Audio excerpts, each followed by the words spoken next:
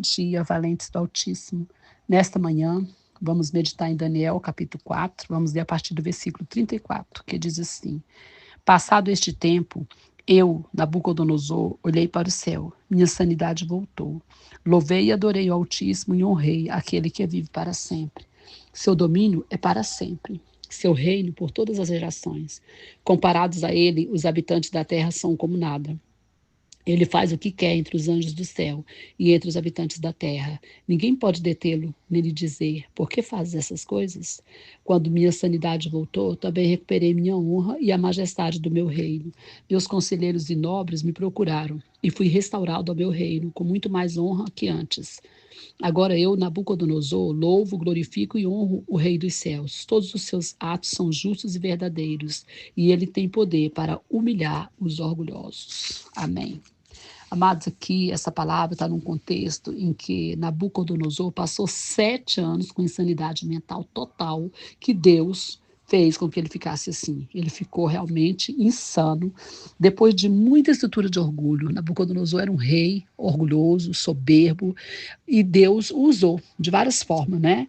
Deus permitiu que ele tirasse líderes ali, líderes, né, de outras nações, levasse pessoas de Judá cativa ali para servir no seu palácio, permitiu que ele tivesse muita glória, mas requereu dele, né, que ele se humilhasse, porque ele dominava todos os reinos, ele dominava os deuses, né, ele mandava e ele deixava que as pessoas adorasse os deuses que quisesse, só que um dia ele se deparou com um Deus verdadeiro.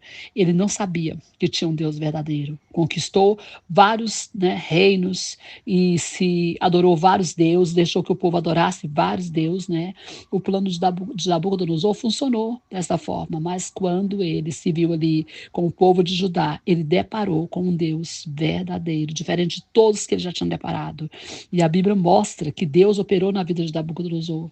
Ele permitiu muitas vitórias na vida desse homem, mas quando Deus também resolveu tratá-lo, Deus mostrou para ele quem realmente era Deus.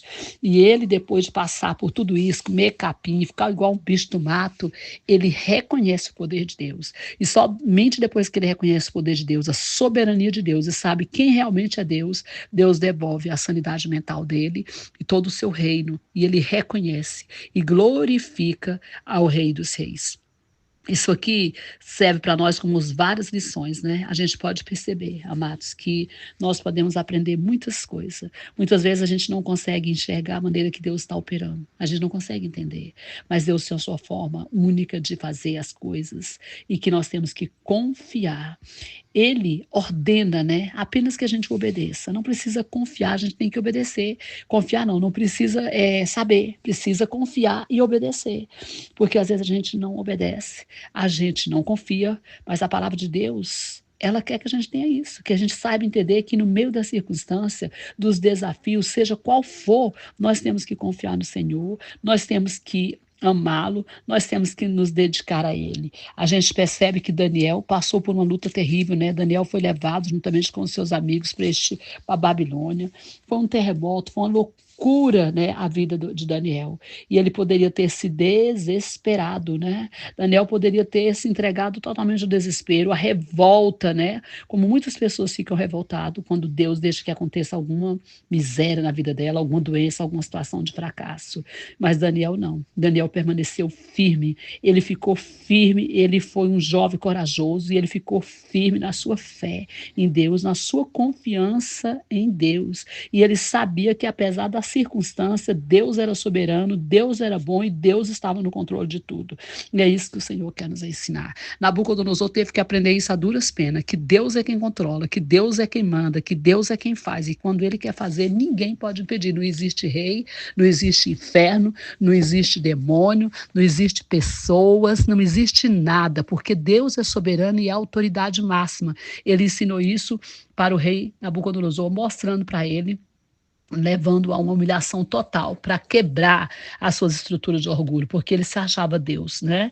Mas Daniel não. Daniel sempre confiou no Senhor e por isso ele foi honrado, por isso ele foi protegido, guardado, apesar das circunstâncias, apesar de ter sido jogado na cova dos leões, passado por muitas adversidades, mas o Senhor sempre esteve com ele. E é isso que Deus quer de mim e de você, que a gente confie, que a gente entregue, que a gente saiba que ele é soberano e está acima de todas as coisas e que está no controle de todas as coisas. Não existe fornalha ardente, não existe cova de leões, não existe perseguição que possa nos derrubar e nos destruir se Deus é conosco. Amém? Que Deus abençoe você e sua casa. Que Deus abençoe o Brasil e as nações. Pastora Vênia, Goiânia, Goiás.